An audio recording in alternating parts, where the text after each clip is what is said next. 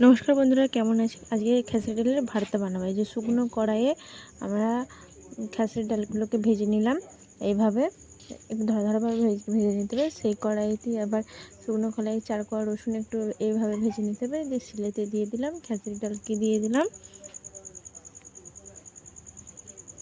দিয়ে বেটে নেবো। বাটা হয়ে যাওয়ার পর এই যে পেঁয়াজ, কাঁচা লঙ্কা, আমি 2টো কাঁচা লঙ্কা দিয়েছি। যে যেমন ঝাল খাবেন সে তেমন ঝাল ঝাল বানাবেন। আর একবার বানিয়ে খেয়ে দেখবেন, দারুণ লাগে। গরম ভাতে বা জল ঢালা ভাতে এই বাটাটা খেয়ে দেখবেন, অসাধারণ খেতে লাগে। আর একটু বেশি করে সর্ষের তেল আর পরিমাণ মতো নুন দিয়ে খেয়ে দেখবেন। আর কে কে খেসারি ডাল বাটা খান তারা তারা আমাকে কমেন্ট করে প্লিজ জানাবেন। আর ভালো লাগলে সাবস্ক্রাইব করবেন প্লিজ। বন্ধুরা পাশে থেকে আমার তো সাবস্ক্রাইব বা ভিউজ কিছুই হচ্ছে না, আপনারা তো কিছুই করছেন না। প্লিজ বন্ধুরা একটু সাবস্ক্রাইব করে দেন।